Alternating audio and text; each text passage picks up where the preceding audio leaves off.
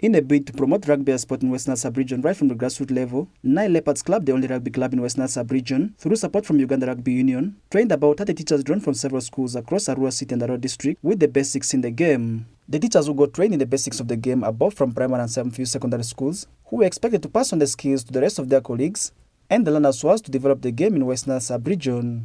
Some of the game's teachers who got the opportunity for the one-day training appreciate the initiative and promise to go back and put the skills they obtain in practice. Today I found that it's not all about what I was thinking. At least this game can really make one to gain a lot of strength. It also helps one to be fit.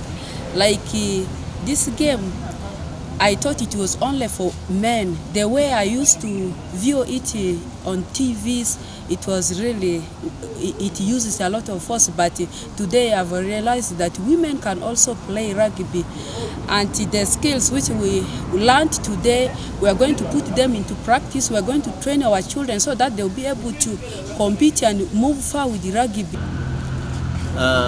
This is my first time to have enjoyed the game of rugby.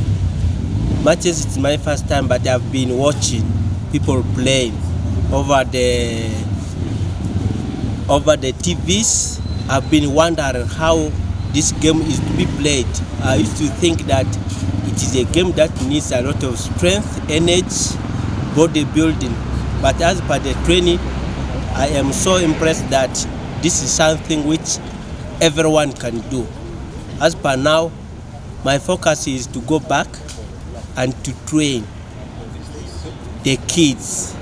Asiku Dennis, the president of Nile Leopards Rugby Club, says the initiative of training the game's teachers is for the development of the game within the schools right from the lower levels of education. And with this effort, we still have one rugby club in West Nile. So this initiative of developing rugby both in schools and also communities, it is to increase the awareness of the sports in the region and also to increase competitiveness, so that we have 2, 3, 5 rugby clubs coming up in this region and also schools competing aggressively in this sport. And if you look at the statistics in Uganda, almost all the clubs in Uganda have players in West Nile, and the players are shining. Even globally, they are competing. And recently we have all seen the statistics in the national team. Uganda Rugby Cranes, they have participated in World Cup recently. They have been in all African games in Ghana. Rugby came with gold medals. These are the progress we are talking about. Meanwhile, Ronald Chandia, the sports officer of Arua City, implored the teachers who got trained to pass on the knowledge to the learners at their respective schools. I think today you have blood power, you have the ability, you can perfect in the games of rugby. Congratulations. Now that you have now got the skill, these skills will not only be for you. Why these people have traveled all along from there to Arua City? It is to give the skill to you, you also transfer this skill to the learner.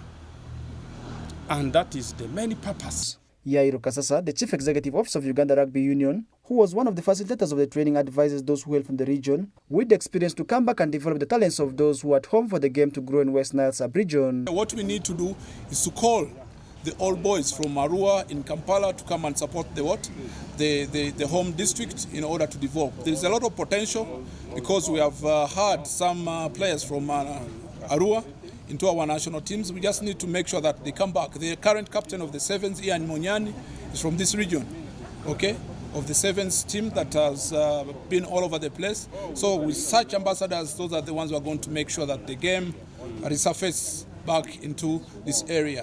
In the recently concluded All Africa Games, Uganda's Rugby Sevens and Lady Cranes Sevens emerged winners, taking gold at the University of Ghana Stadium. Farish Majid, Oraku Benson Pastore, West Nile TV, Nalka Sports.